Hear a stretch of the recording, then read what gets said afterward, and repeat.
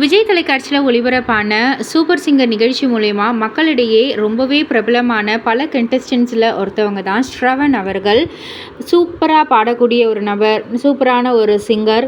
இப்போது அவருடைய social media பக்கத்தில் ஒரு சோகமான செய்தியை தான் பதிவு பண்ணியிருக்காங்க. அதாவது அவங்களுடைய பாட்டி காலமாயிட்டாங்க. அவங்க பாட்டி எல்லாருக்குமே தெரிஞ்சிருக்கும். ஒரு யூடியூப் சேனலையே வச்சு ரன் பண்ணியிருக்காங்க. சாந்தா பாட்டியோடைய சமையல் பயங்கரமாக ரசிகர்கள் மத்தியில் ரீச் ஆச்சு. ஸோ அவங்க இப்போ காலமாயிருக்காங்க. இந்த ஒரு விஷயத்தை ஸ்ரவன் அவர்கள் அவங்களுடைய சோஷியல் மீடியா பக்கத்தில் ஒரு சில கேப்ஷன்ஸோடு ஷேர் பண்ணியிருக்காங்க. அதாவது அவங்களுக்கு இப்போது 87 வயது ஆயிருக்கு. பட் இருந்தாலும் அவங்களுக்கு என்ன பிரச்சனை அப்படின்னா, ஸ்டோன் ஃபார்ம் ஆகிருக்கு. அண்ட் அதை லேப்ரோஸ்கோபிக் சர்ஜரி, அதாவது கால் ஸ்டோன்ஸ், மல்டிபிள் கால் ஸ்டோன்ஸ் ஃபார்ம் ஆகிருக்கு. லேப்ரோஸ்கோபிக் சர்ஜரி மூலியமாக தான் அதை அகற்றணுன்ட்டாங்க. ஏன்னா பாட்டிமாக்கு ரொம்பவே அதிக வலி வந்திருக்கு.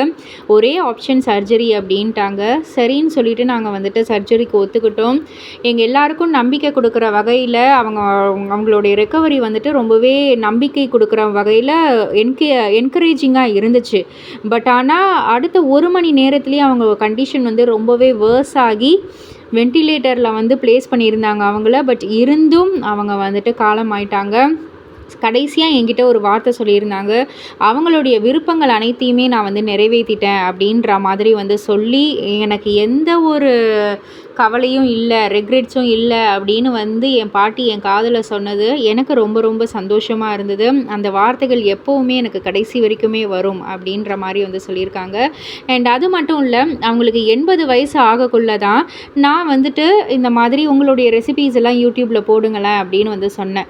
ஆனால் ஒரு செகண்ட் ஹெசிடேஷன் கூட இல்லாமல் டக்குன்னு ஒரு குழந்தை போல் அதை அக்செப்ட் பண்ணிக்கிட்டு இத்தனை வருஷமும் அதை ரொம்பவே அழகாக கொண்டு வந்திருந்தாங்க.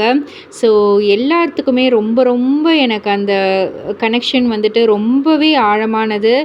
என்றைக்குமே நான் மறக்க மாட்டேன் அப்படின்னு சொல்லியிருக்காங்க. கண்டிப்பாக சாந்தா பாட்டி சமையல் சேனலை யாராலையுமே மறக்கவே முடியாது அப்படின்னே சொல்லலாம்.